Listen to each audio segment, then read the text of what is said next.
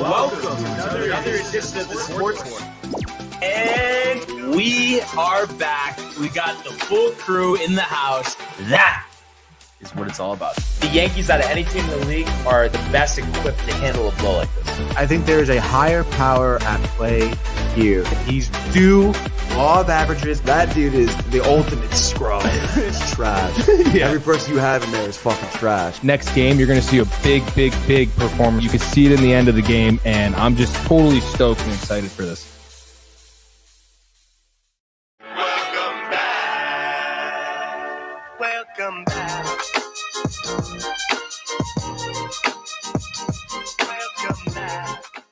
On a thirsty Thursday, also the first day of the 89th edition of the Masters Tournament. We are live on the course. It's Barnes and Michael. How you doing, sir? Dude, I am doing great. How you doing, buddy? Always a great day. First day at Augusta National, and really, I've learned, over the last couple of years to really appreciate it because the tournament just flies by. And then the next thing you're saying is that we got another year. We have to wait till we get back to Augusta. And of course, the 4 major championships, on the PGA Tour are always fantastic. But everyone would agree, there's nothing like the nostalgia of Augusta, and that's why everybody's really grown to appreciate it over the years. And it's nice too because when in the early days of the Masters tournament, the TV coverage wasn't as available. So right now we wouldn't even be able to watch any coverage, but you have all different ways to see the golf shots at Augusta National, whether we're talking about the Masters app, Masters.com, Paramount Plus, ESPN Plus. So it's just awesome that it's wall to wall. We had, I think it was around 7:30, Tom Watson, with the honorary tee shots, and the first group went out actually a twosome because Vijay Singh withdrew, but then were threesomes from the rest of the day on. But they went out about 7:45, and we've had, just groups going out. And it's nice, too, the way they do the coverage. Feature groups just started. You got Colin Morikawa part of that feature group, and Scotty Scheffler as well on the course. And we have some golfers who have already completed, up to about, I think it's 8 or 9 holes. 9 holes, if I'm not mistaken. And, Davis Riley went off first with Patton Kazari. Riley on his front 9 shooting +1. And I'm just looking for Kazari here. He went +3, so a little bit of a struggle, for Kazari there. But right now, a little nostalgia at the top of the leaderboard. So you actually have 6 golfers tied for the lead at 2 under, but one of them, former Masters champion, I believe it was in 2007, the 2-time major champion, Zach Johnson, at 2 under par in his late 40s. But since winning that Masters has definitely made some cuts and has been, part of the conversation. So always great, when you get to see, an older player like Zach Johnson who, doesn't get too many starts on the PGA Tour, but to compete, at the Masters. And I know it's very early, and a lot of times, these storylines fade. But it's certainly, it's good to see it while it lasts. So part of that 6-way tie at the top, you have Nikolai Hogard at 2 under, Chris Kirk at 2 under, the amateur Kent at 2 under, Aaron Rai, who's playing in his first Masters, at 2 under, and then Brian Harmon, the former Open champion, also is at 2 under. And a great story, Bernard Langer, 67 years old, the 2-time Masters champion, playing in his last Masters tournament. I believe his son is caddying for him. And he's 1 under through his first 5 holes. So unbelievable what good shape he still keeps himself in, and, plays regularly on the Champions Tour. So to be out here competing, you love to see that. Another golfer on the Champions Tour, a former champion himself, Freddie Couples, one of the rare golfers who goes no golf glove. I don't know how he does it. When I was younger, anytime I would try to play golf without a golf glove, sweaty palms, summer, I mean, the club's going up in the tree. So he's 1 under through 3, so a good story there. You got Joaquin Niemann, they were just talking about, has not had a top 10 finish at a major. He actually birdied his opening hole. He's playing alongside Colin Morikawa, so he's 1 under on the day. You have former champion Patrick Reed, even through 2, the 2018 champ. Cam Smith also even through 4. The former Open champion has not found success, at Augusta National, just yet. But he's somebody that's due to be in the winner's circle again. I mentioned Morikawa.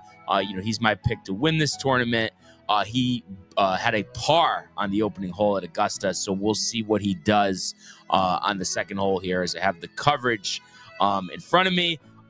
You also have former champions Mike Weir and Danny Willett. They're both 1 over through 7 for Weir, through 6 for Willett. And then, you move further down the list here. Cam Young, +2. I think this is his 3rd Masters, if I'm not mistaken. He's through 7.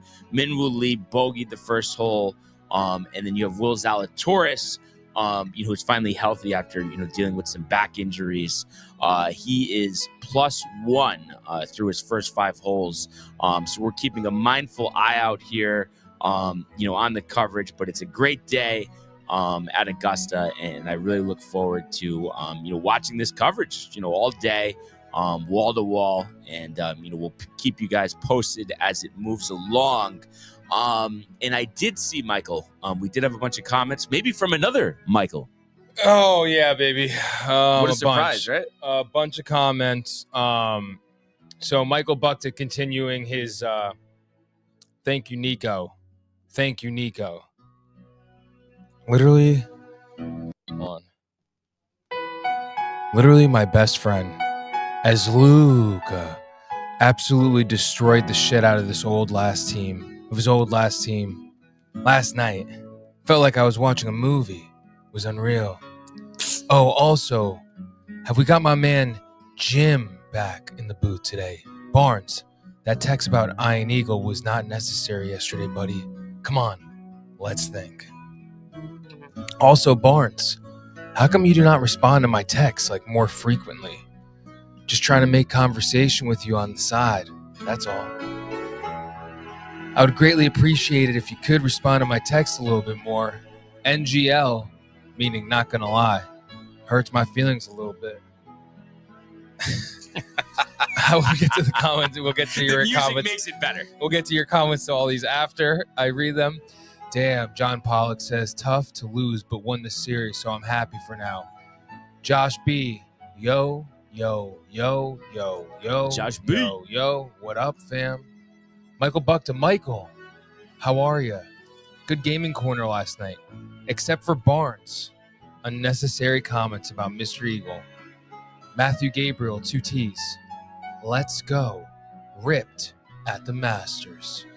I'm Jimmy Nance. Anthony Materiello, loving the polo. Bukta, Michael, love the low voice. Anthony, imagine being high at the Masters, dude. Some people are experiencing that, Tony. Thanks for sticking up for me, Mr. Theophil. Ernesto saying, you're. And then Bukta, Ernie, how about Luca? Wow. A lot of comments. What do you have there. to say about the Bukta call out? Well, first, because he's harping on Iron Eagle, and the one thing that And you know what? Sorry. you go. I looked up Iron Eagle last night. Oh, you weren't I didn't. Okay. I'm not now, privy. obviously, I know the voice. Yes. Definitely know the voice. Why does he hate him? Yeah, dude, I'm not going to say that he's not a chief and he's not as good as Jim Nance. That's fine. But at the same time, it's not some train wreck. He's saying that he should work at Starbucks. And it's just he has to realize that it's before Jim Nance came along, I don't even know who was calling the Masters. It doesn't matter. The point is, everyone's like, oh, this guy's not going to be as good. If you did that for everybody who came along, no one would be able to succeed in broadcasting. He says the same thing about Dave Sims. Yes, he's not John Sterling, but it's we have to move forward. And I think the biggest thing for me is that, it's Nance and John Sterling. They made the decision to retire. to step away from these roles. So I think being as big of a fan as he is of those, It's not like they got canned. Right. It's like you have to respect their wishes. And Jim Nantz, he works a heavy, heavy schedule.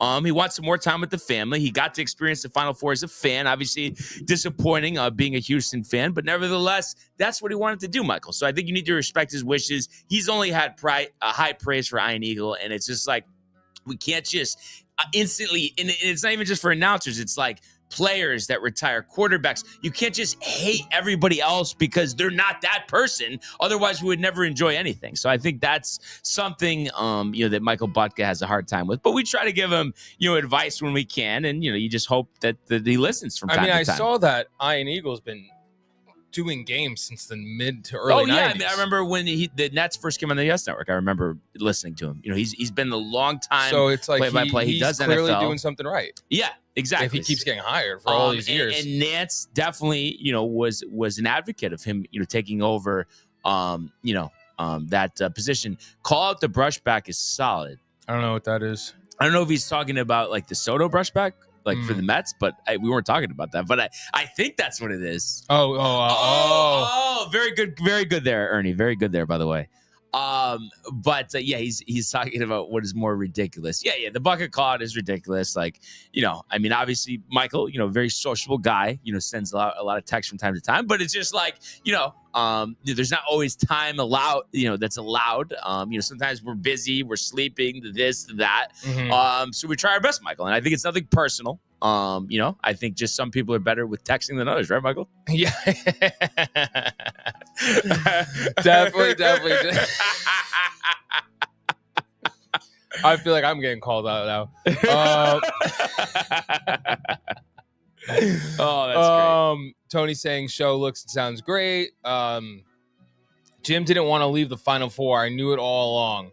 I don't even want to pull up the article because it's just nonsense. He said that's what he wanted to do. He wanted more time with the family. He said it, Michael. You have to let it go. Let him enjoy his life. He doesn't owe anything to you to just keep calling Final Four till he's on his deathbed, Michael. You just have to realize he's saying there's no evidence Jim showed praise to Ian. Brent Musburger was who Jim took over from. So for Jim for the Nantz, Masters? yes. We want Nance. So you're saying you're not mad at me, Barnes? Why you don't respond? No, not mad, Michael, but you have to realize that it's just like, not everybody has time to text all day. That's it. Buckta got me yelled Busy at for a schedules. 12 a.m. DM. My wife got PTSD. Ernie is very good, for the one-liners. He is. What else was I going to say? Oh, dude, so I was at just a quick little story to start the show. I'm at a networking meeting, and the way they're all structured or whatever, but there's a part of it where you put on a presentation, right? And like about your business. Okay. So one of the dudes is a financial advisor, right? And he's talking 17 years. I pride myself in, staying up with the trends and this and that and the third. So I'm like, oh, okay, cool. So then at the end you ask questions, and I'm like, he's like, yeah. And I'm like, what do you are you into crypto? No. I'm like, well, you suck ass. I don't know what to tell you. You're not making it past these next 5 years. Man. It's just like those old, he's older too, and it's like, dude, you lived through so many things. Like you think you'd learn your lesson, like the .com boom, social media boom. Like, what are we talking about? Yeah, you know what it is? It reminds me, Mark's the same way. He's very anti-crypto, but it's just like, it reminds me of like Yankee haters and stuff. Like, it's like, you just harp on something while it's convenient. It's like, oh, they're never going to win again. Like, and it just like, eventually that catches up to you. Just because you don't like something and you're like rooting for it to go that way doesn't mean that it is going to go that way. And I think, people have a tough time with that. Yeah, no, I totally agree. John LOL, I think he's hopefully laughing at my story. Buckta saying, so you're saying, Barnes, it's not because of me why you don't respond to me frequently. No, Michael, I'm on the go. I don't text and drive anymore. I've learned my lesson there. Yep, that's good. Michael Buckta falling in love with sports. Yes. Jim Nantz. Yes. I feel like that's not true. Yeah, he overdoes it with the announcers. Like I said, I've always talked announcers with Tony's for years. You and with have you, Michael. You fire them off. But it's like at the same time when I was thinking sports, is the first thing I'm thinking about the announcer? No, Michael. You know what I mean? It's like you just have to the players make the sports, not the announcers. Yes. You know what I mean? It's like, obviously we all like certain announcers more than others, but I would never not watch something because of the announcer. I mean, it's just like. You're watching for the sport. Exactly. It's almost like you driving, being busy, not being annoyed with Bukta, which is why you can't get in touch with him right away. Yeah, exactly. I mean, I know he has his contact with Josh B on the weekends, and he's DMing Ernie at 12, but it's just, that's hilarious. It works for some people. Other people, it's just a little tough, the scheduling, right, Michael? Yes, exactly. Announcers equal sports. No, they don't. No, it's like... They're like a fraction of it. Yeah, it's like they're an accessory. I guess you could say. Yes, exactly. They're not the main event. So if it's like a cheesecake or whatever, they're like the little raspberries on top or whatever. Exactly. So Scotty Scheffler just got underway here at Augusta. So who's your pick? Colin Morikawa. Oh, okay, cool. So he's on the second hole right now. Who is Tony's? Tony went with. Oh man, why am I blanking on this? Because it really doesn't matter. No, it does though. Oh, I can't believe it. I mean, he should be listening. He should tell me. I mean, it's like is our boy from Woodstock, Vermont in it? Yes, but he didn't pick him. I'll pick him. Let's see. So it wasn't Rory. It wasn't Rahm. It wasn't Bryson. Tony. I mean, come on, Tony. Like, give us a comment here. He's on X right now. Oh, you see him on X? He just posted you smiling very hard. And he goes, POV, it's round one of the Masters on @Sports. I mean, it's just a lot. It's a lot going on right now. He's home right now, so he's at the crib. Okay, he's got the Masters on. Come on, Brian. So what was the pick? Come on, dude. I got a lot going on here. Michael Bucka, calling me out. Yeah, give him a break. Trying Tony. to watch golf shots. I'm looking at the leaderboard, Tony. Like, just give me something here, okay? And by the way, I thought this was the case, but I wanted to make sure. Langer, like I said, it's his. Oh, Xander. There we go. Xander, who hasn't teed off just yet. Two-time major champion last year.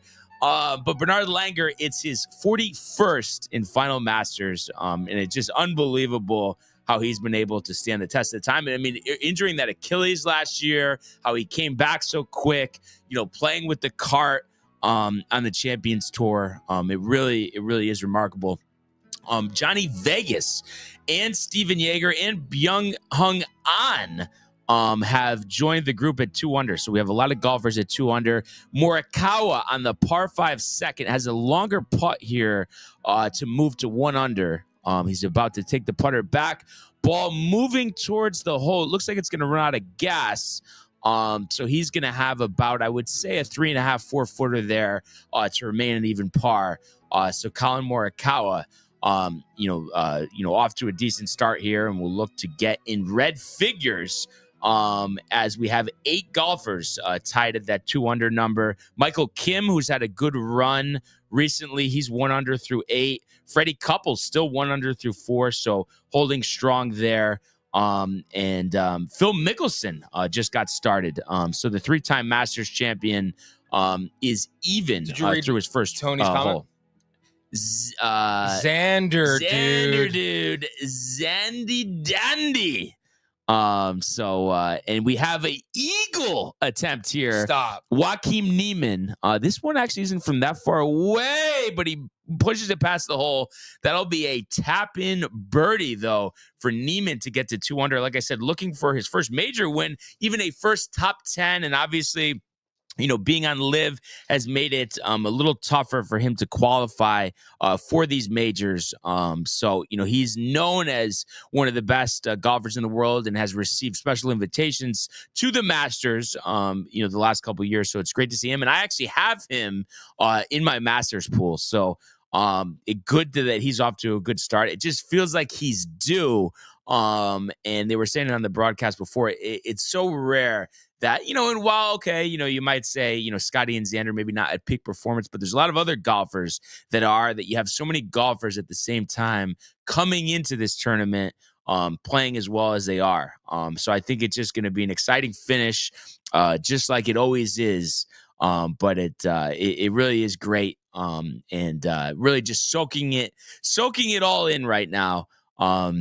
As I think the coverage will go till 7:00. And it's funny, Ernie with a comment here saying, "I can hear it in your voice, Tony." So that's Ernie, like we always say, the one-liners, the grids, the Swami. You could always count on them for some good stuff there. And he said my grid score was a solid 9. Yes, he did send that to me. And I'm not sure. I'm thinking he's referring to what he sent me, because I know the grid that he sent me was not the grid for today.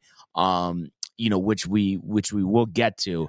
But he did send me that one last night when Michael Butka, was messaging him at 12 a.m. And let's see, whose shot was that here? I have both coverages on as Morikawa makes his par here, so even through 2. And he will head to the par 4 third hole next. And like I said, trying to get into red figures. Yes, it was 720. I think we're in the 740s right now. Justin Thomas just getting underway.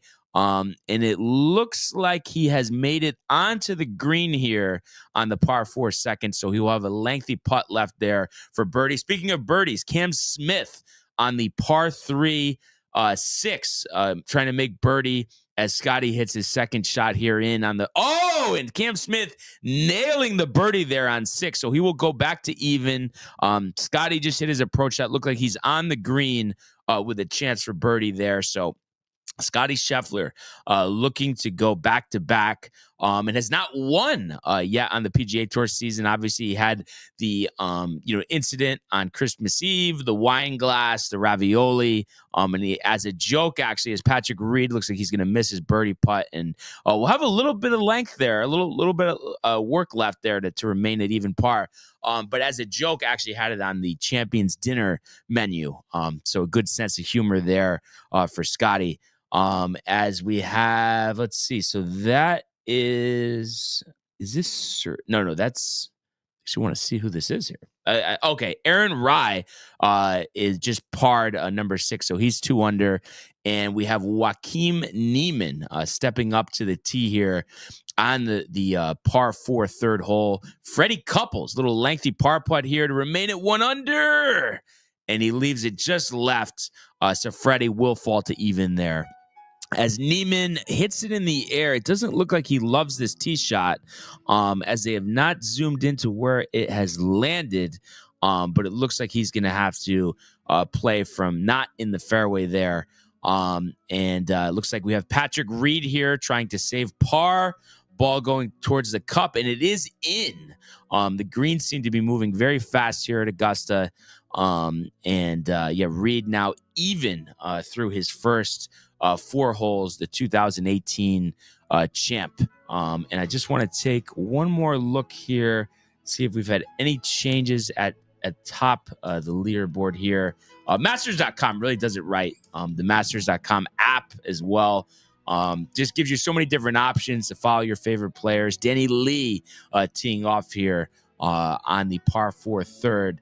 But we'll go back to the leaderboard. I think we are looking at the same, or we do have another golfer. So it looks like Harmon has made his way back into the top, tied for the lead here. So a 9-way tie at the top, Top. And you have, let's see, under par right now. You have 15 golfers under par. Very early on here at Augusta. Morikawa looks like he's stepping up here to take his tee shot on the par 4 third hole. Let's see what he does with this, and looking for some good position here. A shorter par 4, so it's all about position off the tee. As we do have the ball in the air, it looks like a good shot. Let's see where this ends up. And he has it right in the fairway. So exactly where you want to be. And he'll look to get close, on the green there to give himself a birdie look. We'll keep following along here. We also have Ernie saying, "Love the shirt, Barnes. It screens." He always says stuff like this. How do you even say that? He always Caucasity. Caucasity, but it's. I think that's not real. That's like a made up word. Yeah, he loves saying it, but it's like the Caucasian, Masters. like Yeah. you're saying you're right, white. right. But it's the Masters, Ernie. Come on. Anyhow, Michael. If we could, we're gonna keep an eye still on the Masters here, but if we could go to the world of Major League Baseball. It's deep to left. It's 700. Albert Pujols.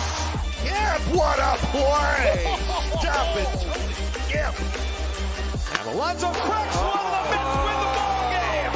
Out of sight. And it works at 100 miles an hour. 14 strikeout. Drill deep to left field. There it goes. See ya. Yankees All right, and Suck it, Matthew Ryan. and we'll get to it in a second, but obviously, Devin Williams making us sweat it out late.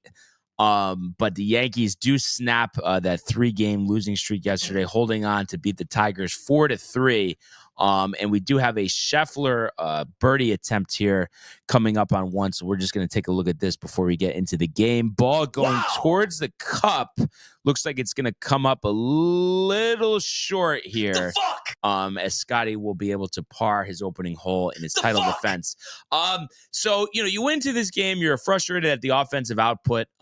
You had 2 runs scored the previous 2 games, obviously getting shut out on Tuesday, and even going back to Sunday, you had 1 run going into the 9th inning. So it just had been, some inconsistent offense after really, ripping the cover off the ball during that 6-game homestand to start the year.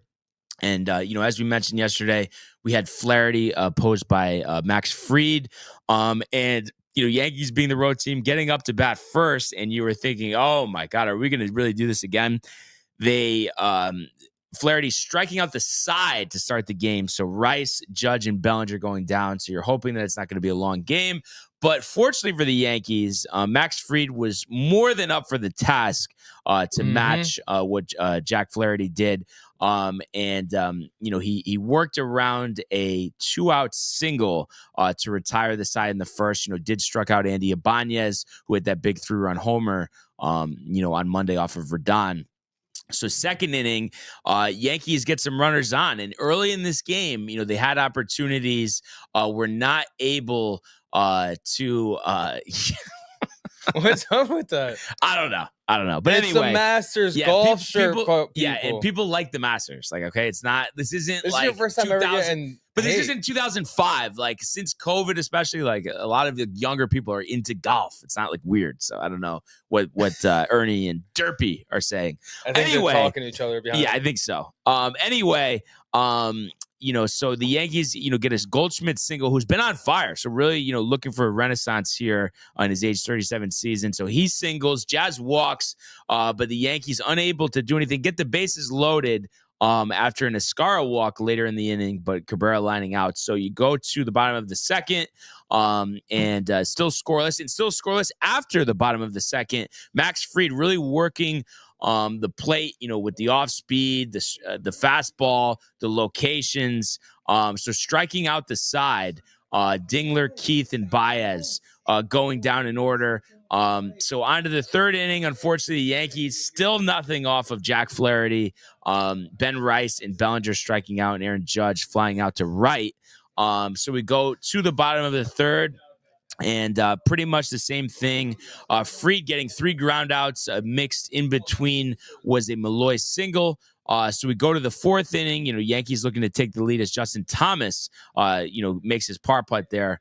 We had the Yankees retired in the order again in the 4th inning, and I was in the car listening on the radio. So, Dave Sims making the call, and it's just like everything I'm hearing is bad news. It's like, are we ever going to score any runs again? I mean, that's the type of things you think, being a big fan. And I mentioned this yesterday, you just have to keep it in perspective. It's April, but you just want to see offense. Nothing's more frustrating when you don't see any offense. As Neiman, it looks like, that is going to stay on the green. So he'll have a decent birdie look there, downhill putt. So Fried working around a Torkelson single, gets 2 strikeouts in the bottom of the 4th. So on to the 5th. Yankees get, Cabrera, a 2-out single, but then Rice fly out. So still no offense. What a pitcher's duel we had.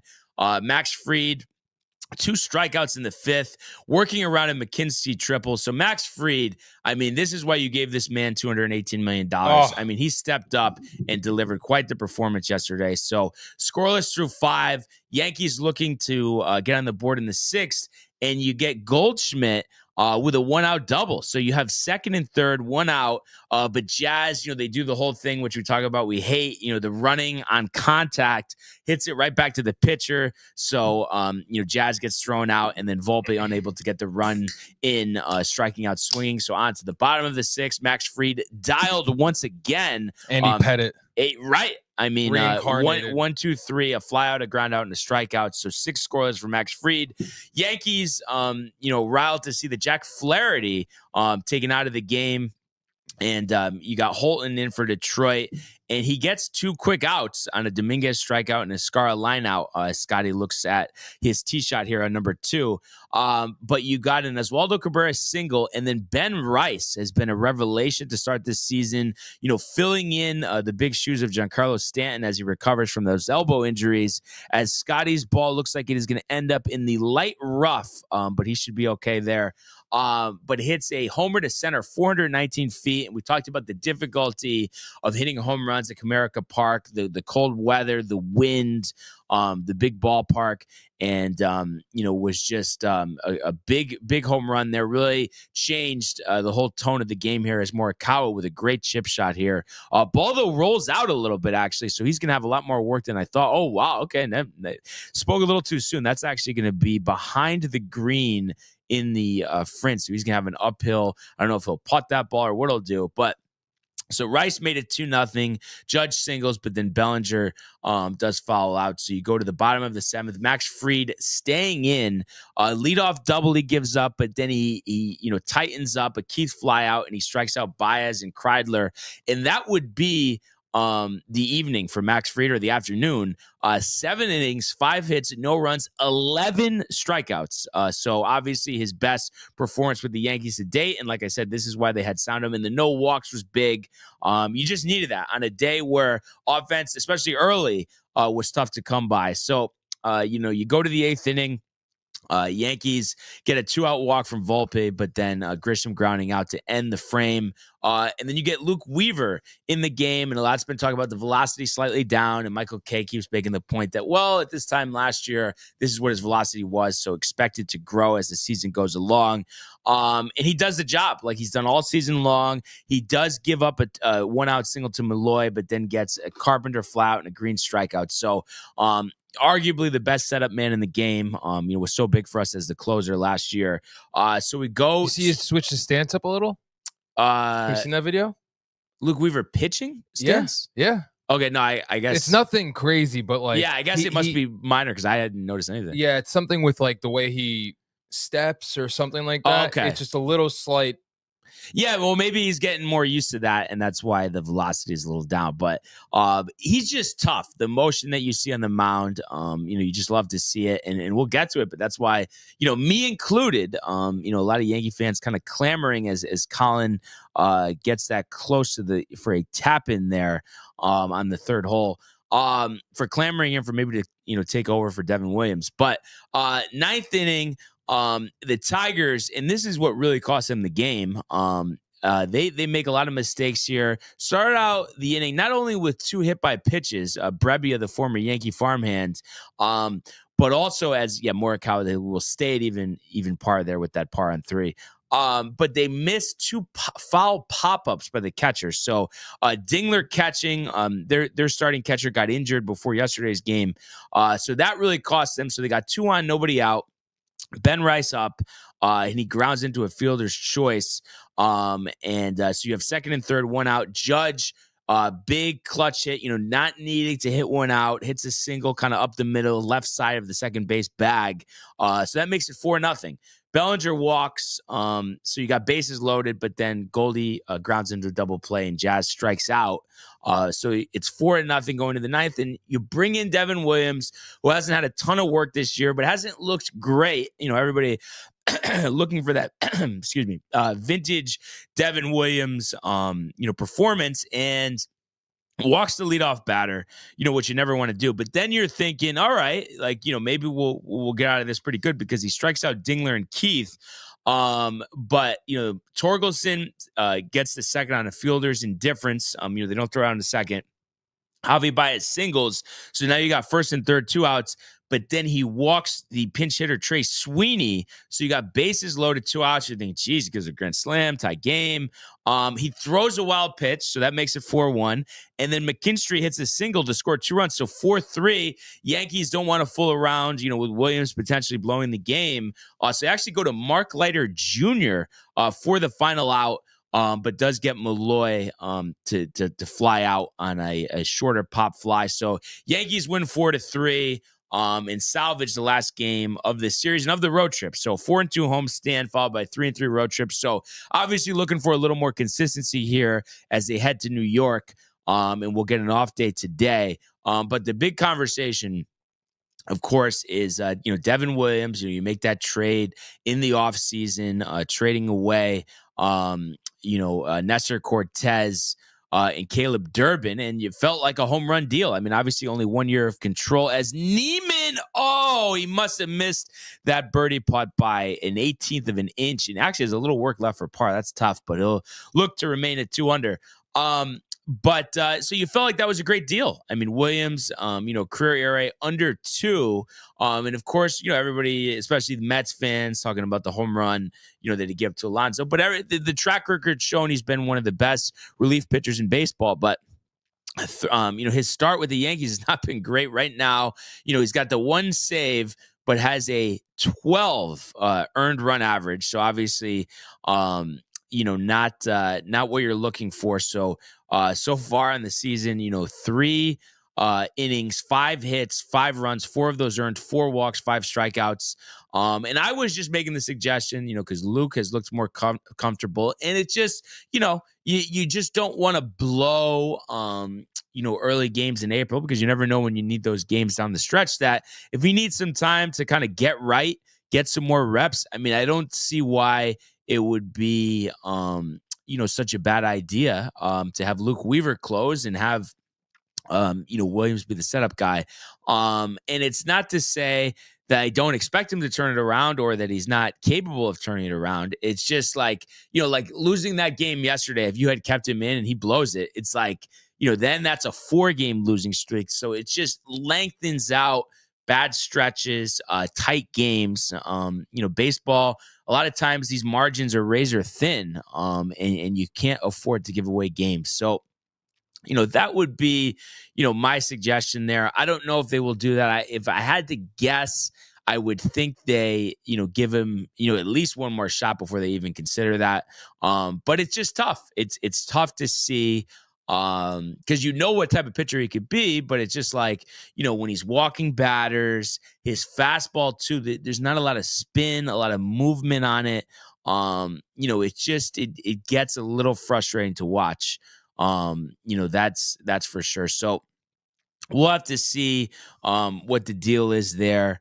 And like I said, it is an off day today. So the Yankees will head home, and have a 3-game set over the weekend with the San Francisco Giants. So Giants have been, one of the better teams, in the league this year.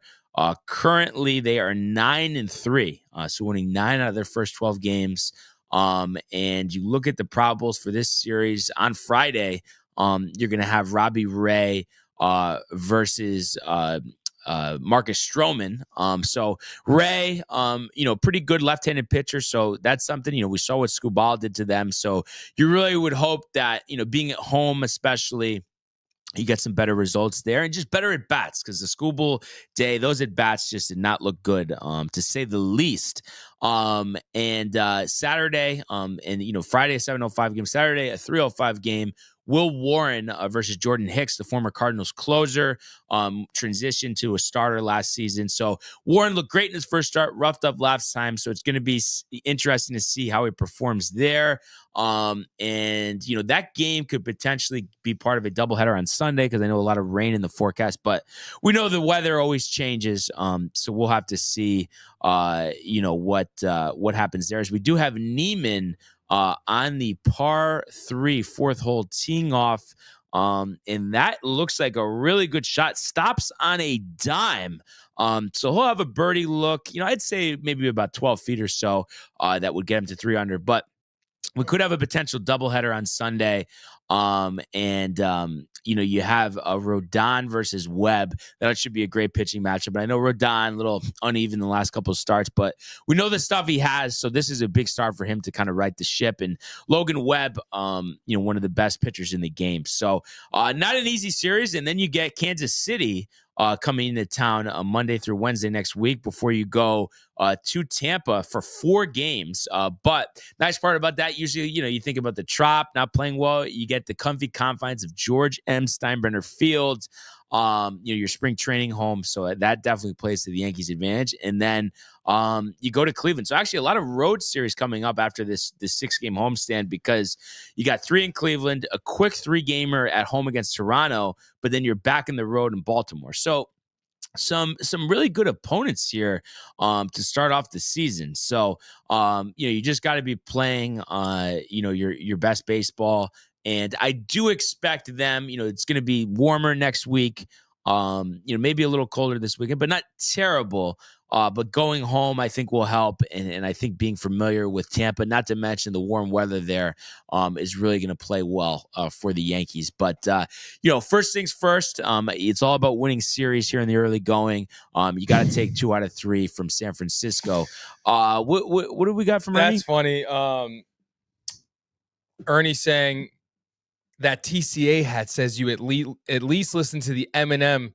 Well, I thought he was going to say the Eminem album, but it says after the 98 Degrees album. Oh, my God. Ernie, I don't see Brian as a 98 Degrees guy. Yeah, I don't even know what he's talking about, to be honest. See, yeah, there we go. But I did like Eminem growing up. Yeah.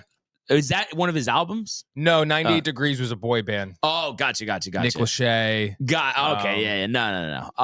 Morikawa. LFO, dude. I love LFO. Summer Girls. Morikawa on the edge of the green there on 4. So we'll have a lengthy putt there for Bird. But yeah, so it was just nice to get the win. You just hope that, Williams, pitches better, because it just having those two, Weaver and Williams, at the end of the game, I think is just imperative for the Yankees. When are you going to switch them if you're Boone? Well, I mean, if it's me, I would already do it, next time out. But he's gonna give him one more time. And if it's an ugly outing next time, I mean, that's it. I mean, that's what it's gonna be. But we'll have to see. And like I said, I think going home and then going to Tampa, you're going to see the bats, heat up and get, more, close to what we saw the first couple series of the seasons. I'm very confident in that. Just a update here at the top. Aaron Rai playing in his first Masters tournament with the solo lead at 3 under. So he's 3 under through 7. And then you have a 3-way tie at second. We mentioned Neiman will have that birdie look. But Kirk, Yeager, and Neiman all at 2 under. You do have a slew of golfers at 1 under, including former Masters champ Zach Johnson and Bernard Langer. So Langer hanging in there at 1 under par. I mean, quite the performance. And that he'd love nothing more in his 41st Masters to make the cut. That is for sure. So we'll keep an eye out on the leaderboard here. And just for Tony, and I guess, I don't know, there's some Mets fans out there. No, we know it's not Ernie. We know it's not Michael or Michael. Well, it's a good time to talk about it. I can take it. Where's Kev do, right? He doesn't show up after losses. We know that. No way. But I mean, let's be real, not even to, disparage, the Mets. I mean, it's just, let's be real. I mean, it was a terrible performance yesterday. Only 2 hits and getting shut out by the Marlins, who, I guess have competed maybe, more than we thought here in the early going. But 6-6 now, but getting shut out 5-0. So only 2 hits on the day, 1 by Alonso, 1 by Lindor. And those were just 2 singles. So not being able to do anything. And Tyler Morgill, only gave up 2 unearned runs, but only got through 4 innings, did strike out 7. And you only had 5 strikeouts on the day. So just a lot of, weak contact, and just weren't able to get anything against Max Meyer, who came over in the Marcell Ozuna. And John Pollock, that's why we love him. He says after Mets, and obviously I couldn't agree more. That's what I was saying at the home opener. But came over in the Marcell Ozuna deal, and was pretty dominant. I mean, 6 1/3, 2 hits, no runs, 2 walks, 4 strikeouts. And then you had 2 2/3 scoreless, no hits or walks from the bullpen. So bullpen nailing it down. Kind of interesting too, looking at this, game for the Mets. They had to use 5 different relievers. Edwin Diaz, a little bit of a struggle, 2/3 of an inning, 2 hits, 3 runs, including a home run. So the ERA ballooning to 5.79, gave up that home run to Mervis in the 9th inning. So the Mets were going for the sweep there, but still 8-4. But a lot of season to go. And I'm sure there's going to be a lot of back and forth to go as well. And Tony did mention this yesterday. Upcoming, you do have a road trip, a 6-game road trip. You're in Sacramento to play the A's, and then you go to Minnesota before you have a 7-game homestand with the Cardinals and the Phillies. So that's what we have on the diamond. And also too, neither team is playing today, which is kind of rare. So a light schedule for baseball today, but that's all right because we got the Masters pretty much all day to carry us through. And Michael, could you pull up the immaculate grid, sir? I can. Preset share screen, immaculate grid baseball. There we go. Here we are. Let's pull this up here. Bang. Bang. I like that. All right. So it's going to be Mets Phillies. So the second row, first on the left, Julio Franco. I think this is a pretty good one that we'll be able to scheduled system maintenance today, Thursday, April 10th. Just for sign-ins and account pages, so we'll be okay there. Oh, okay, sorry. Yeah. So it's Julio? Yeah, Franco. Yep, there we go. 0.6. That's how we do it. So Mets Twins, so middle second row, Gary Sanchez, the former that's your boy. Yankee legend there, 1%. So wow, he's so trash now. How crazy! Oh my God, I know. It's complete embarrassment. Phillies 40 career WAR, so bottom left. You could go with Scott Rowland, 2%. Wow, look at you go. Moving and grooving here in the early going. All right, so let's see here. Any Ernie comments that he likes to throw some out sometimes. Can't wait to play the Yankees again. So, John, you don't want to play him again. Trust me, bud. Yeah, one second here. How'd you do on 720? He asked. How did I do on 720? I don't. We'll have to pull that up in the archives, Ernie. I'm not sure, but those ones when it's no teams and it's just it's just like certain stipulations. I feel like I like those ones better. The team ones can get difficult from time to time. So let's see here. So back to the grid. Let's see. So Phillies and Mariners. Yeah, if you could go top left, Michael. Oh, I guess Ernie just gave it to me. This is for Ernie. This is for Ernie. Yeah. So top left. Top left. Miguel Cairo. Oh, wow. What a throwback. You remember him? Yes. Yeah. Down. Let's see. There we go. Yeah, I definitely Point remember. Wow. So that's a big one there. And let's see here. So if we go back, I would say, let's see. So, What about Twins, Mariners? R.A. Dickey. Wow. Point Wow. 9. Look at that mug face, Met. Oh, and loser. Josh B. Just too late on the Carlos Santana, but we appreciate it because that's the one we just did.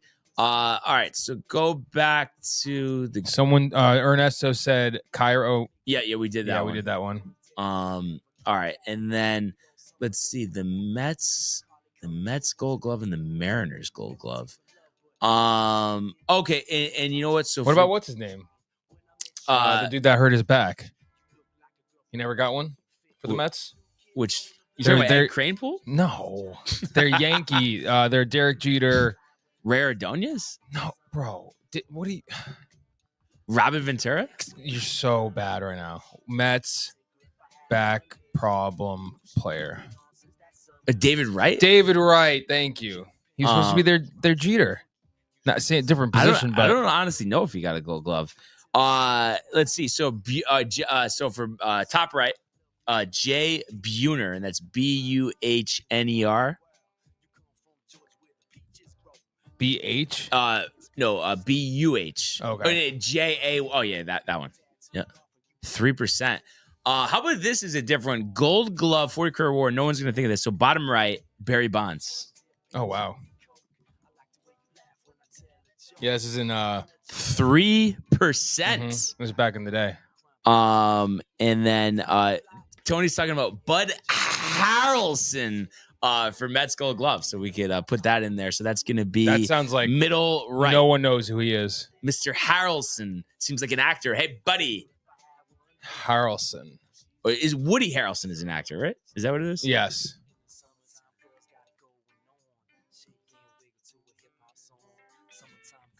And then HAR, or just search Harrelson, I guess. HARRELSN. Bud. There we go. 3%. So this is actually shaping up to be a pretty good one. And Lefty Gomez for Twins War. All right. Lefty Gomez, last one, Michael. This is going to be pretty low. Ernie was the MVP here, the Swami himself. 14.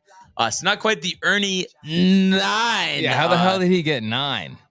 Because he's Ernie. I mean, he's just because the ones where there's a lot of variables, you can you can get some low ones because there's just so many options. And then Tony also says, won a World Series dude with the Mets on the tape we have in the studio. Best tape there. 9. Tony says is ridiculous, which I definitely would agree with. That's for sure. And let's just see here. So an update from Augusta. Neiman did make that birdie putt. So he is tied with Aaron Rye. So Neiman, a scorching start, making due of his special invitation to this Masters tournament, 3 under through 4. Aaron Rye, like I said, his first Masters, 3 under through 7. And then you have Kirk and Yeager, Kirk through 9, Yeager through 2. And both are 9 and 6 respectively. Michael Kim 1 under through 10. Zach Johnson 1 under through 9. Brian Harmon 1 under through 6. And you mentioned your Woodstock boy Keegan Bradley 1 under through 3. You have former champs Scheffler, Your and Woodstock Spieth. boy. Scheffler through 2 at 1 under. Spieth through 1 at 1 under. So it's been a while since Jordan Spieth has been, in the winner's circle. So he's off to a favorable start there. Davis Riley in his first Masters start up and down is now even through 12 holes, as is the grizzled vet himself, Johnny Vegas. Freddie Couples, we mentioned him dropping down to even. He's through 7. Morikawa is even through his first 4 holes. Phil Mickelson is also even through his first 3 holes. Justin Thomas even through 3. Mike Weir got off to that hot start with that birdie. He's 1 over through 10. Cam Young was at 2 over. He's down to 1 over through 10 holes as well. And Patton Kaziri bringing up the rear right now. You have 47 golfers out in the course. He's 5 over through his first 12 holes. So a lot of golfers, yet to tee off. You have Angel Cabrera making his first start since his prison stint in Argentina. That's coming up at the top of the hour. And then you have Marie Jose Azabel, a kind of hard pronunciation. Actually made the cut last year for the first time in a while. Old Champions Tour. Nice. So he's going to tee off at 11:10. Bubba Watson, the 2-time Masters champ, 11:21. You have Charles Schwartzel, I believe the 2011 Masters champ, teeing off at 11:49. Justin Rose, 12 o'clock. Max Homa, 12 o'clock. Dustin Johnson, the 2020 champ, 12:11. You got Brooks Koepka looking for his first Masters victory. He's teeing off at 12:50. Adam Scott, who I believe won in 2013, is going to tee off at 101. And obviously a lot of eyes on these 2 golfers, or 3 golfers here. Or make it 4. Why not, Michael? So at 101, with Scott, you have Schauffele and Hovland teeing off. And then a big group coming up at 112. You have Rory McIlroy, Ludwig Aubert, and Aske Bahatia. Bryson DeChambeau and Matsuyama teeing off at 123. So despite 47 golfers out on the course right now, a lot of big names yet to tee off. But I think the scoring, has been kind of what you would expect. Nothing crazy so far, but you do have some guys off to some good starts. And they're showing this group of 4 here: Rory, Jordan, Tiger, Phil.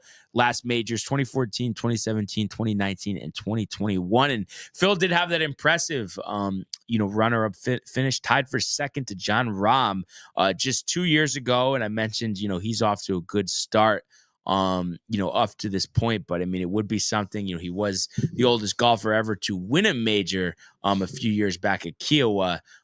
So we'll see how he contends. But Lefty has always performed well here at Augusta National.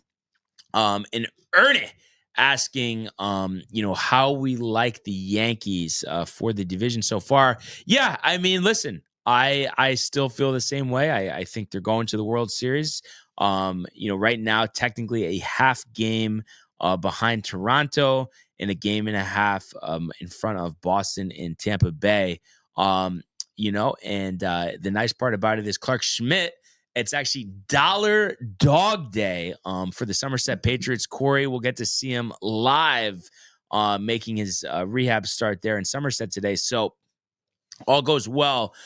He's going to start for the Yankees next week. So I think that's going to be massive. You talk about these guys coming back from injury. Ian Hamilton just came back, so that lengthens the bullpen. Plus, you have Jake Cousins and Jonathan Loaisiga working their way back. So, you won't have to worry about, Adam Ottavino and Ryan Yarborough. So the pitching is going to get lengthened. And, of course, later in the summer, looking forward to getting back reigning rookie of the year, Luis Heel, from that lat injury. I think he just began throwing the other day.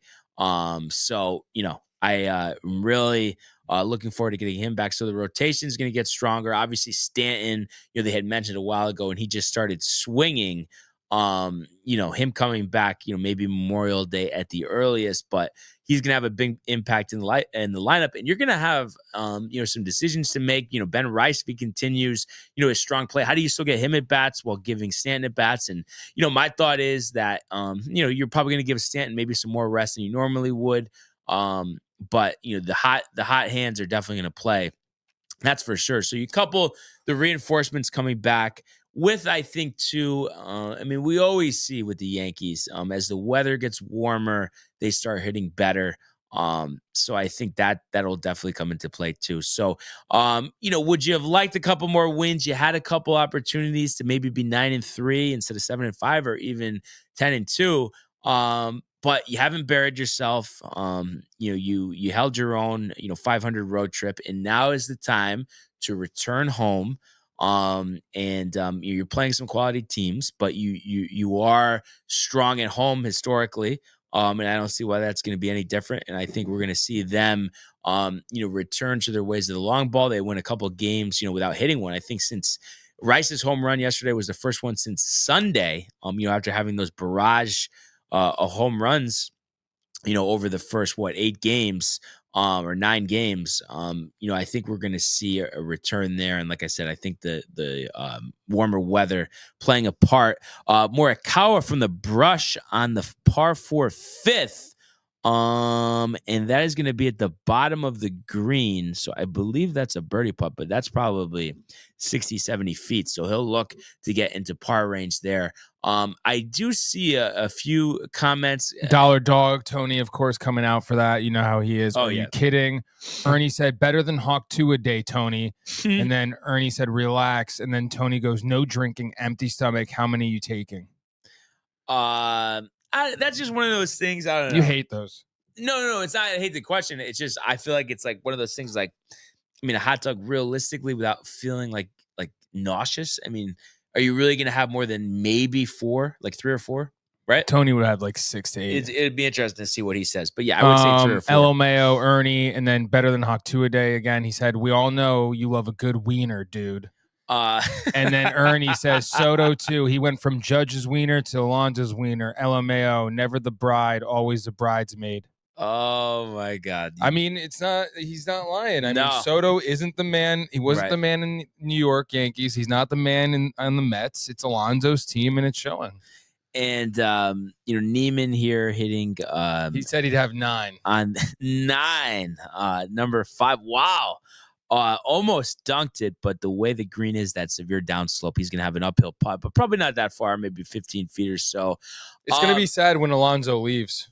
You really think so? You really think he's leaving? Yeah, definitely. Tony, that would he'd have a tough time. Guess Alonso has a bigger and better wiener. Oh my God! After the conversation, I feel like he was talking about some weird shit yesterday on Gaming Corner too. It's like, oh yeah, he always does. But he's Ernie, sober. What is he doing? Is he? Now, who knows? Who he right? is. Ernie's saying he hasn't been the man once in his career. And we've been mentioning this a lot. It's like, sure, the walks, on base percentage, singles. Yeah, cute. But only 1 home run so far for Soto in the Mets' first 12 games. So not good. I always talk about it. It has nothing to do with the Mets or Soto. Nationals, Harper, Padres, Machado, Tatis. Yeah. And then obviously the Yankees. But these long contracts, the first year is usually disappointing. And not to say that it's terrible, but it's just you're not going to get that 50 home run season. Not that unless it was he's Judge. even capable, unless it's Judge, which I believe actually he did do that his first. Oh, actually no, he got injured, but in the contract year he hit the 62 home runs, and then had the toe injury, and had the 37. I can take it. Yeah, where is Kev? Honestly, he's always hiding. When the Mets do bad, he's always hiding. He knows. Unbelievable. Kev do with the flan and all that. It's like his Madden game. Yeah, exactly. Scheffler looking for birdie here on number 4, and wow. That is quite short there. So he has some work to clean up to get to save par there. So like I said, it's a light slate on the diamond today. Looks like I had this up before, but I think it's only, is it 5 games? 1, 2, 3, 4, 5, 6. So you're gonna have Angels, Rays. Angels have actually been surprisingly good. 7-4. A lot of people picking them to finish in last place in the AL West, but they have held their own, and we'll see how long Mike Trout could stay healthy for. Guardians hosting the White Sox. That's also 110 here. Guardians 5-6, White Sox 2-9. And then you have the AL Central battle. The Twins struggling out of the gate, 4-8, going up against the Royals, who are 6-6. Michael Wacha versus Bailey Obear. You have the Rockies, who are also 2-9, hosting the Brewers. Brewers, after that, getting swept by the Yankees, have rallied Let's see. It's winning 7 out of 9 actually. So they're 7-5. Nestor to the IL though. So that's a 310 at Coors Field. The Red Sox, everybody's riled. The sweep of the Cardinals, but now 6-7 on the year. And Walker Buehler throwing the slide for them, 1-1, 8.68 ERA up to this point on the season. So struggling out of the gate, going up against Chris Bassett, the former Met, has actually pitched well, 1-0, 0.71 ERA. Blue Jays 8-5 on the season so far. And then talk about 2-9, the Braves hosting the Phillies here. Shockingly, slow start for the Braves. Everyone expecting them to turn it around. Phillies have played well, though, winning 8 of 11. Luzardo versus Schwellenbach, who looks pretty good. And Morikawa with his lengthy putt here, and that steams past the hole. So I would imagine that's about 8 feet to save par there on 5 for Morikawa. So we'll see if he's able to do that, to remain at even par. And we have Justin Thomas going for par. This is a short putt, but probably actually similar length to the one Rory missed at the Open, but he finds the back of the cup there. So Justin Thomas remaining at even par through his first 3 holes. Ernie also said, Tony, you guys spent $700 million on 20 home runs, 80 RBIs, 5 stolen bases, 90 walks. He's not that far off. Maybe Soto pushes it to 25 to 30. I forgot. I think I might even have had him at 31, but would it be that surprised if it was 28 or 29, Tony? Not really. And we have Steven Yeager joining the party at 3 under par. So 3-way tie at the top between Neiman, Yeager, and Rye. And then nobody at 2 under. So you just go to 1 under. So a 2-shot lead for those golfers. And Scotty making par on 3 to remain at 1 under. You have at 1 under right now, Michael Kim 1 under through 10, Kirk 1 under through 10, Langer hanging in there at 1 under through 8. And then Harmon 1 under through 7, McIntyre 1 under through 5. We mentioned Scheffler 1 under through 3, Spieth 1 under through 2, Hatton, so Tyrrell Hatton 1 under through 2, and Austin Eckroat did birdie number 1. As we keep a mindful eye on the 89th edition of the Masters. Ernie also says, Barnes, have you seen how many warning track shots he's pimped LMAO? He'd have 8 home runs as a Yankee already. No, but remember Kev did the split, the graph. He only hit 1 home run that would have only went out in Yankee Stadium, right? But yeah, they Ernie, it's you're preaching to the choir over here. We know what's good, and that's why I was saying, all the talk all off season, even at the beginning of the season, that just you have to let it play out, and we'll see the results that we expect by the end of the year. That is for sure. And he says the Dominican rocket is out of fuel. Good one. Yeah. But as we continue to follow along the Masters, Aaron Rai actually now solo lead, so birdieing the 8th hole. So the first time Masters participant now in a solo lead here.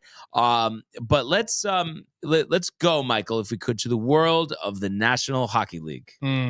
Hurts. Yeah. Speed, here he comes. McDavid shoots, top shelf, he scores! Captain with the overtime winner! That's the middle quick. That's a world-class hit right here. Tomsky stepping, rink Wellington made the full split save. Are you kidding me? Turn, side of the net, between the legs, and they score! Filthy! David Pastrnak, the silver trophy to the Golden Knights. And Scotty on the par 3 4th, a good tee shot there. Looks like he's going to have I think a decent putt there. While Neiman will drop a shot, had a long par putt on, I think it was his 5th hole. So he's gonna move down. The par. It's 5th hole, but he's gonna move down to 2 under for a solo 3rd place. And let's see, we got a couple more comments here. A Yearney, Josh, I'm not letting up, and then he says, shake my head, LOL. And then Ernie says, okay, it's my time to head out. I feel my credit score jumped after every NHL frenzy, LMAO. But not after the golf. Wait, what do you think he means? Like, because we're talking golf, he's saying? Yeah. or hockey he doesn't like, clearly. Oh, yeah, because he always says Lundqvist. And then what was the last one from Ernie here? Between golf and hockey, I'm tapped, bro.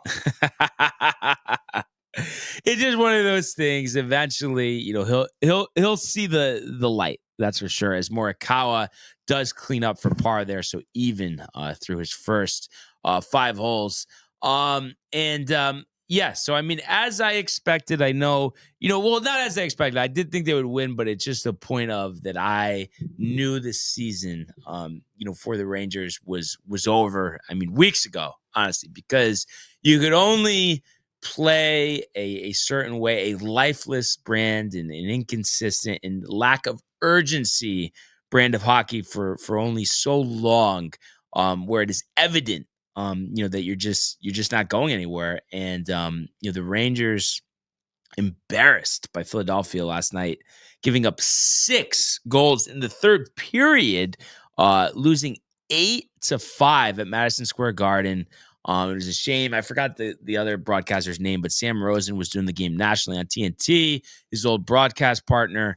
You just get embarrassed. I mean, and I know Quick was starting, but no excuse. I mean, it's just clearly a lack of effort, thinking about the golf course for these Ranger players. It's really, there's not much to even speak of. I mean, the goals, they're empty goals. They're hollow goals. It just doesn't matter. You're playing out the string at this point. Rangers now 36, 35, and 7, not officially, all but eliminated from playoff contention. At this point, I mean, you just really want to see, Gabe Perreault get his first career goal. I mean, I think that would be, the most exciting thing we could see. But I do see actually on here, he was inactive last night, which I don't understand at all. I don't know why you wouldn't play him as many minutes and as many games as possible till the end of the season. But, so it's just, and Panarin, his 35th goal of the year, joined the list of Rangers at back-to-back 35 goal seasons, but it just doesn't matter. And then he says, you don't know JD. Oh, I think he's talking about the broadcaster. Yes, Saul, I do not go far back with hockey. I think this might be my 4th season. John Davidson, if that's the name, I could be mistaken. But yeah, I didn't even watch during the Doc era. I know Michael Buck is always talking about him. So yeah, I definitely have some catching up to do with hockey. New to it. Definitely have enjoyed it up until this year with the Rangers. I mean, it's just talk about going through the meat grinder. It's been a struggle, and it's just something that I didn't see necessarily coming. Like, I thought that going into the year, that more moves should have been made. And obviously they weren't.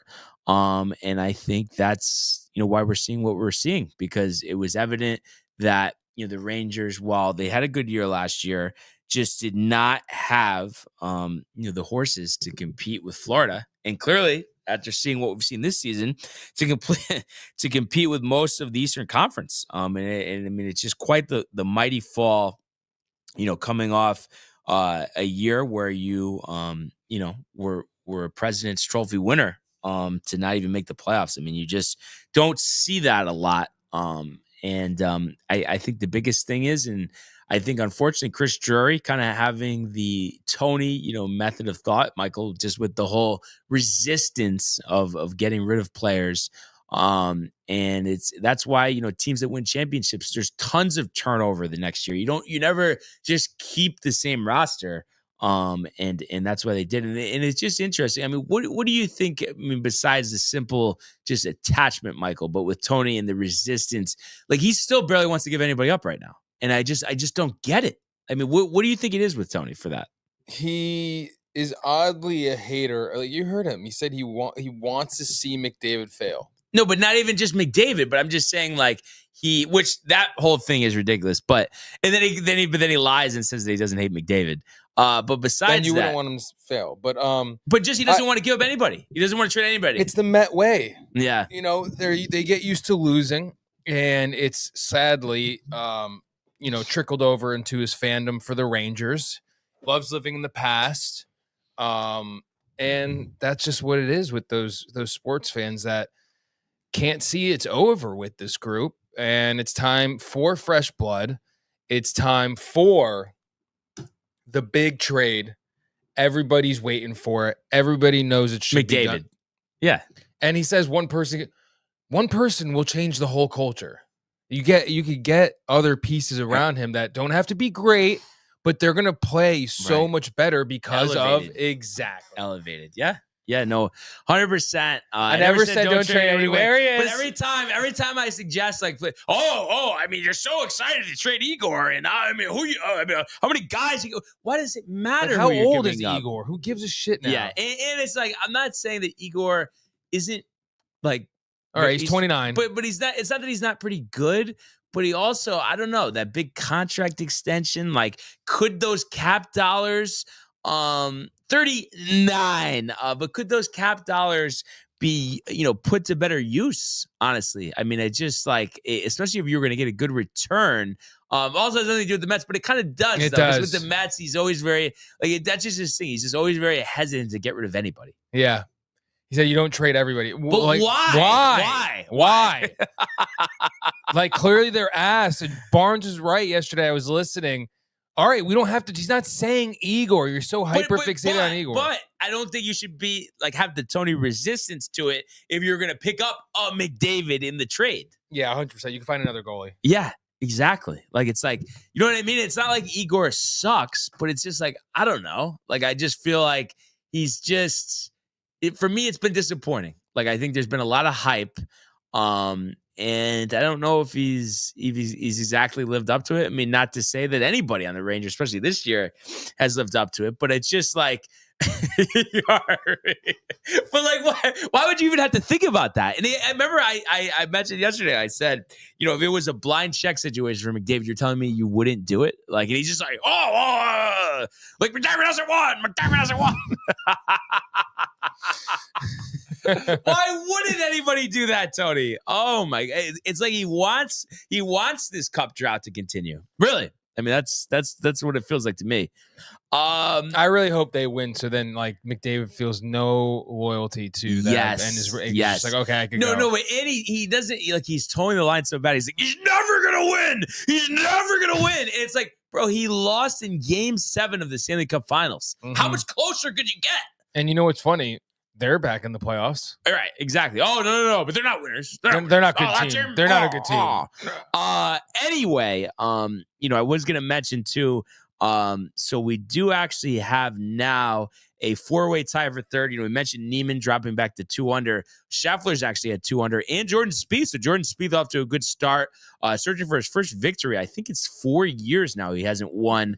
Tyrrell Hatton is also. I called that on Spieth. I said it was a he's due. He's due, but I don't know. I didn't trust it when he was winning all that. Oh, you're saying the opposite, that he wasn't going to be able to maintain that. Yes. Yeah. I mean, it's just it's been a while. I still would like to see it though. I always like Jordan Spieth. I think he's a good guy. Scheffler finding the fairway on 5.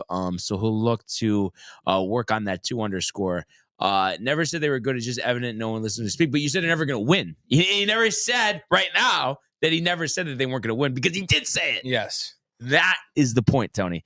But I have to say, it's always a rivalry game. Rangers and Islanders. This has to be tonight? Yes, and it's at UBS. But this has to be the least hyped Ranger Islander game, maybe in the history of the two franchises. Yeah. Exactly. It's you're saying, but they lost Game 7. So it's how that's like playing Russian roulette, Tony. It's you're right there. You're on the precipice of being proven wrong, but he won't back down. He won't back down. But usually this game, even at UBS, at the Garden, it's over $200. At UBS, it's at least $100. It's saying at $34 tickets starting out on ESPN. So, the Islanders not going to make the playoffs either. So obviously Igor will be back in net. But it's like, what are you really playing for? I guess bragging rights. And you look at the season, you know what they're playing for. Colony Pizza. Yeah, exactly. But I fully expect Drury to be fired. I mean, sure. Oh, the Rangers could sweep the Islanders this year. That would be great, right? Like, it's just, it's not going to do anything. And it's be interesting to see what the Islanders do. I guess they stick with Watt for one more year, but they're getting they're getting close to the point where they're going to have to, make some changes there. And it's like, what direction do they go? So kind of similar circumstances. I don't even know. I mean, it was so much of a gap last year between the Rangers and the Islanders. This year, I don't even know, if we are really in a better spot, because we just have a lot of guys, that we don't want, that we can't get rid of, or that we're going to have to eat a lot of money on. So I don't know. Honestly, it's going to be tough. It's going to be a long off season. And we do have Neiman here for birdie on 6. Looks like this is going to be left out to the right. So he'll have, 7-8 feet there to clean up a par. So, as we keep an eye out on the Masters, we do have a decent amount of games, Michael. So if you could strike up the music for a Thursday edition of the Frozen Frenzy, brought to you by the Hirsch Law Firm. We actually have a lot of games, so probably should have one sip of water. Can you do it in one breath? I don't think so. But that was pretty good, I have to say. Bruins, so they've had a disappointing year. Did nail the Devils last time out, 7-2. They're hosting the Blackhawks, 32-8-9, 22-4-6-10. Minus 175 at home. Chicago plus 150. Pastrnak, great season. Too bad it's gone to waste as Morikawa looks on for par here. But we are going to say here, I think the Blackhawks win. I think the Bruins, I don't know what they're doing. They trade away Marchand. They have Pastrnak, but what else do they have? Is Morikawa does make that putt. But I'm going to say Blackhawks with the upset 3-2. Give me Chicago and the under. Next game up, the Panthers hosting the Red Wings. John Pollock, what the season was. I'm sure he's in shambles right now. Detroit plus 170, Florida minus 200. I think Florida 25-11-2 at home. Stout. And I think that continues here. I think this is 6-2. Give the Panthers in the over for the second game of the night. Third game of the night, the Blue Jackets hosting the Sabres. The Sabres been on a bender, not going to the playoffs again, longest streak in the NHL. Blue Jackets have hung in there longer than expected, but kind of in a similar situation. But I'm going to say the Sabres because we keep talking about this. The wins when they don't matter. I think that trend continues. Thompson, I'm going to say 2 more goals and an assist, 3 points, 46 on the year now. We're going to say Sabres win 5-4 in overtime. Thompson, the game winner. Sabres in the over. The Capitals and the Hurricanes. Capitals 49-19 on the season. Hurricanes 46-27. 2 of the top teams in the Eastern Conference. Carolina minus 150. And I'm going to say the road favorites will win this game. So give me Carolina. I'm going to say 4-3. Tight game. Carolina in the over. The battle at UBS, the Rangers and the Islanders. You have the Rangers coming in plus 105, Islanders minus 125. The back-to-back, Igor back, going for the sweep. I think the Islanders are going to play tougher, honestly. And I think it's, Laviolette's already canned, so what's the difference here? So I think this is the struggle to score type of game. I think Rangers lose 3-1. It's going to be the Islanders and the under. 8 o'clock window now. Stars. Hosting the Jets. Stars minus 125, Jets plus 105. Jets, one of the best records in the league. I like the Jets better here. I think they pull the slight upset. 2 very evenly matched teams. I'm going to say they win 3-2. So give me the Jets and the under. On to 9 o'clock. The Avalanche hosting the Canucks. Colorado, heavy favorites, minus 225. Nathan McKinnon, could we get him for Igor? Tony would still say no. But we're going to say the Avalanche win 5-3.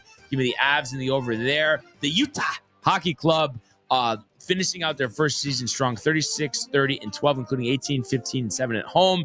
Predators, disappointing season. Trotz, all the vets, what do? Utah continuing that hot end of the season. I'd say they win here. I'm going to say 6-3. So give me Utah in the over. 2 left. Golden Knights hosting the Kraken.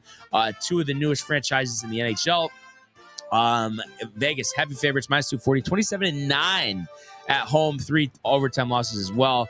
I think there's a reason why they're minus 240. I think they win this one 7-2. So give me the Knights in the over. Last game of the night, the Ducks hanging in there, 35-8. Going against the Kings. We talked about their stout record at home, 29-5-4. I always like taking the Ducks, but the Kings too good at home. 45th win of the year. Kemp hat trick. I'm going to say 4-1 Kings. Kings in the under. Just like that. That is your Thursday edition of the Frozen Frenzy as we play down the stretch here in the National Hockey League. We're going to take a look at Scotty here hitting his second shot on number 5. So, had that great drive, center of the fairway. What will he do here as he tries to put himself in position as he's 2 shots back of the leader, Aaron Rye? And we do have the ball in the air, the high finish from Scotty, headed towards the cup. And that, oh, man, he landed it about 5 feet, but the way that berm is on the back of that green, that rolls into it looks like the light rough. So some work there for Scotty to do it. So he'll look to at least clean up a par.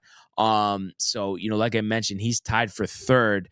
We'll have to see, what he does there. We mentioned Aaron Rye remaining in the lead here, 4 under through 8. Bernard Langer still hanging in there. I mean, what a machine at 67 years old, still under par. And I would imagine he'd have to be up there for, the oldest golfer to go under par at Augusta, especially in the first round. So he's playing his 11th hole right now. Will Zalatoris, has been a guy that people have liked to win this tournament for years. He is 1 under through 9, so he's hanging in there. Fred Couples still hanging in there at even par through 8. We mentioned Morikawa. He's even through 6. Angel Cabrera parring his first hole there.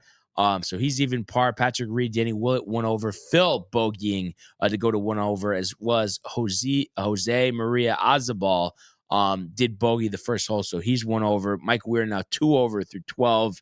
And right now you have a tie for last. Now you have 54 golfers on the course. Nick Dunlap at 6 over. Patton Kaziri also at 6 over par.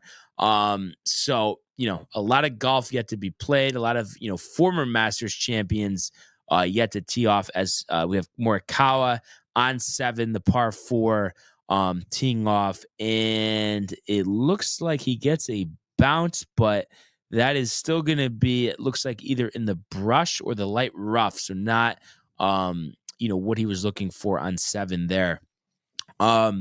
And let's see. I mean, really, that's where we're at. Anything? Did you watch much of the Dallas game last night, Michael? But right on cue, Nico's the best GM ever. Fiending for it. I've watched some of the highlights. The crying. Yes, the crying. He had like 30 something at half. Yes. So to end with 45 was kind of I don't know, underwhelming. Yeah. For me, I thought it was like 30 something, and I'm sure Buck is gonna let me know right now. But definitely glad he got the win. Glad you should have seen Mark Cuban, dude. He was so tight The whole time, like straight face. Yes, straight face. He's like, but it's like, well, I mean, he didn't have to sell the team, so. And I don't. He like gets tight at the fans for chanting "Fire Nico." Yeah, but then he says himself, 31.5, he says himself that he wouldn't have made the trade, but he doesn't have any control. And that in the sale, I saw this yesterday, that, he had put in there that he would still be in control, but I guess the NBA didn't allow it. That's what he said. I mean, I don't know, the truth to that statement, but he was hiding from you, Michael. It's interesting, though, how you could kind of talk against like the majority ownership, but yet still be a fixture at games and be a part. I don't know. It just seems like it would create, an awkward situation. He sold. Like, what the hell? Yeah. I mean, I think just to kind of like, collect his profit and not have to do much, I would think, right? Yeah. And he just wants to chill. Clearly. So yeah, I mean, it's, the Knicks fall, Was They didn't was play. no? They lost to the Celtics They lost 2 nights ago. yes. And then they're going to play the Pistons tonight, which actually could That could be their playoff matchup. And I'm telling right you, now it would be. they are gonna lose, dude. I'm telling you. A lot of people are saying that they would love to play, the Milwaukee Bucks, instead of the Detroit Pistons in the first round. Well, there's no Dame. What's the injury there? Oh God. Let me see. Because it's just crazy. I mean, I kind of figured, I don't know, it was just like a weird pairing at first, but just that wouldn't, work out. Let me see. Blood clot. That's right. Oh, okay, gotcha. Which is crazy. That's been happening a lot more. But is that? So they didn't. But they didn't. They didn't rule him out for the season, though, right? I mean, so he could potentially come back. Well, Doc Rivers, surprising update on him on the 4th.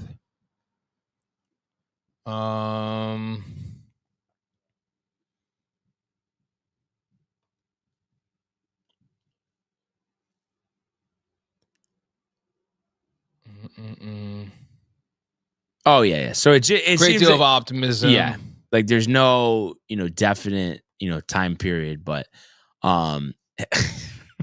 Michael Buck is saying Nico and I are having a drink together. Thank you, Nico. Anthony Davis, more like Anthony Data Davis. What do you think he was getting more tight about? That like the whole NBA sucks thing last time in the gaming corner, or the Iron Eagle? Iron Eagle. But I was actually surprised. He did admit that he said it's not the same, but then he's like, but Luka, right? He said, Luka brought me back. Yeah. No, I think he was more tight. He's still tight about Iron Eagle. Which is just, I try so hard, but he's not, it's just the way he is. He's not changing with that. No way. Neiman is now in a 3-way tie for third with Scheffler and Hatton. Jaeger solo second at 3 under. And then Rye has completed his front 9 and is at 4 under par. It's been a great first day at the Masters. And it's always great too when the weather lines up. We've had some rainy first days before, but it looks like a picture perfect day. Packed house there at Augusta National. So, you just love to see that. Nance, I'm sure joining the broadcast later. Ian Baker Finch, Michael, I know you're so excited. But it's just always a great day and a great tournament, and it's just crazy how quick it goes by. So that's why I love watching as much of it as I can. The streaming makes it so much easier. So I'm sure there'll be a full recap with Tony tomorrow on that front. What do you think? I know I've kind of asked you about this a bunch, and it kind of changes, I'm sure, the way they've been playing. But what do you think about Bucca's Lakers like for the playoffs? Like, what are you anticipating? It's tough. I guess they would play Memphis if the season ended right now. Well, they'll definitely beat Memphis. Second round bounce. So they would play. You think Houston takes them down? Or no? Maybe Oklahoma City Conference Finals. Yeah, Game 7. Yeah, he'll be freaking out. Yeah. No, I think so. I think they can get to the finals, Western Conference Finals. It's like, Michael, you're really gonna stop watching the Masters in 2036? Come on. Yeah, why is he saying that? Because of Jim Nantz, he said he has 11 because that's when he's retiring. Yeah, ridiculous. He's not gonna. It'll be interesting to see what happens. And then tomorrow too, besides the Masters recap, we'll also talk about the upcoming series for the Yankees and the Mets. Only watching for Nance. So I think that really does it. But and actually I was just gonna mention quickly, what do you think about the whole Malone thing? You think that was a Jokic move? Like, and he's downplaying it like LeBron, or no? Well, apparently the GM and Malone didn't get along.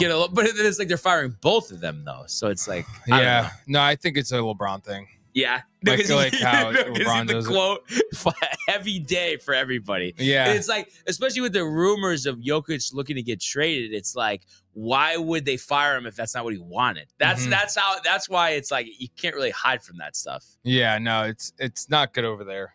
And it seems like he might be a little tough to get along with, but I mean, I think Malone's a good coach. It just seems like maybe like, that tough style, it wears on the players, or they're just soft. I mean, They're right? soft. Yeah. So yeah, that was definitely a surprise, especially with only a couple of games left in the season. But but like I said, it was great to have you with us again, Michael. Yep. And everyone else. And we really thank everybody for tuning in and continuing to comment, like and subscribe. All of the archives on the YouTube page, Tony, Michael, Renee, and Jay in costume, the merch at DowntimeTV.com. Want everybody to enjoy the day, enjoy the games, and we will see you Mañana. Hey guys, Tony here from Downtime TV checking in. I want to thank all our fans out there who's been liking, subscribing, sharing our content. You guys are the best. You guys are our bloodline. You make us love what we do. Thanks again.